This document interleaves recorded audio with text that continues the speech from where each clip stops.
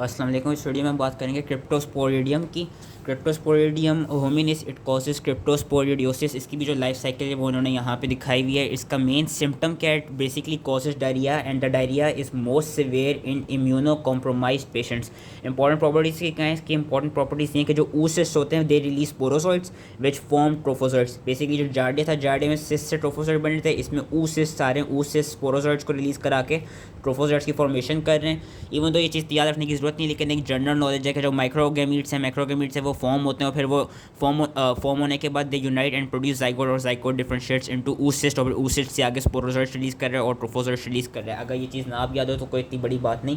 Pathogenesis की लेकिन important है। पैथोजेनेसिस इसकी ये कि जो ऑर्गेनिज्म है ये भी just like Giardia faecal oral transmission से ही आता है। Faecal oral transmission of oocysts from either human sources which are primarily human sources और फ्रॉम एनिमल सोर्सेज जिसमें कैटल की एग्जांपल है। अब oocyst होता क्या है? इसकी जो पैथोजेनेसिस है, जिस तरह जार्डिया में भी सिस्ट एग्जिस्टेश कर रहा था डुओडेनम में, यहाँ पे क्या होता है? यहाँ पे जो oocyst होता है वो एग्जिस्ट कर रहा होता है, मतलब एक्सिस्ट कर रहा होता है स्मॉल इंटेस्टाइन में, जहाँ पे अगेन ट्रोफोजोइड्स की फॉर्मेशन होती है and they attach to the gut wall, they do not invade. लेकिन जो यहाँ पे oocyst की एग्जिस्टेशन होती है, जो ट्रोफोजोइड की फॉर्मेशन हो रही होती है, वो यहाँ पे जेजुनम में होती है। जार्डिया में डुओडेनम था, whereas in case of cryptosporidium it is jejunum where के कहते हैं which is most heavily infested and pathogenesis of diarrhoea is usually is still uncertain because no toxin has been identified. ये भी देखा गया कि अगर हम स्विमिंग कर रहे हो फीकली कंटेमिनेटेड पूल से, लेक्स में, तो भी हमको ये वाली disease cryptosporidiosis specially in immuno compromise patient हो सकती है।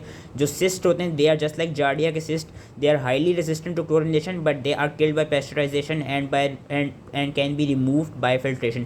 क्लिनिकल फाइंडिंग क्या है? क्लिनिकल फाइंडिंग इसमें ज़्यादातर यही है कि जो इम्यूनो कॉम्प्रोमाइज पेशेंट्स हैं उनमें ज़्यादातर देखा जाएगा कि उनमें primarily as a water non bloody diarrhoea देखा जाएगा which will cause large fluid losses. यही एक क्लिनिकल फाइंडिंग है जो कि इम्यूनो कॉम्प्रोमाइज पेशेंट में ज़्यादा डेंजरस होगी और ज़्यादा एक तरफ से इंपॉर्टेंट होगी। इम्यूनो कॉम्पिटेंट जो है वो तो यूजली सर्वाइव कर लेते हैं। लैब डायग्नोसिस क्या है? लैब डायग्नोसिस की इंपॉर्टेंट याद रखनी है कि we can find oocyst in the fecal smear when using a modified quinine acid fast stain। इस स्टेन का नाम याद रख लेना है कि we can find, इन्होंने यहाँ पे फिगर भी दिखाई हुई है कि हमको by using modified quinine acid fast stain in the fecal smear we can detect oocysts, इन्होंने यहाँ पे दिखाए हुए। उसके अलावा हम क्या करा सकते हैं? हम क्रिप्टोस्पोरिडियम का एंटीजन डिटेक्ट कर सकते हैं स्टूल में, और हम पीसीआर के थ्रू क्रिप्टोस्पोरिडियम का न्यूक्लिक एसिड स्टूल में डिटेक्ट कर सकते हैं। ट्रीटमेंट एंड प्रिवेंशन क्या है? ट्रीटमेंट इसकी ये देखी गई है कि अगर तो पेशेंट को HIV नहीं हुआ हुआ तो हम उसको ज़्यादातर नीटाजॉक्सन आइडिया वाली ड्रग देते हैं। वेयर एज ये देखा गया कि जितनी भी ड्रग थेरेपीज़ हैं फॉर सेवियरली इम्यूनो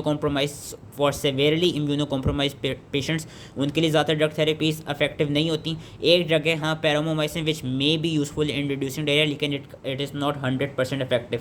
तो जिन पेशेंट्स को HIV नहीं है उनको नीटाजॉक्सानाइड दी गई है, और ये देखा गया है कि क्या कहते हैं टू सम एक्सटेंट जो सेवियरली इम्यूनो कॉम्प्रोमाइज पेशेंट्स हैं उनको पैरामोमाइसिन दे दी जाती है। इसकी प्रिवेंशन कैसे होती है? By purification of water supply including filtration to remove the cyst. So that was it. I hope easily समझ में आ गया हो एंड थैंक यू।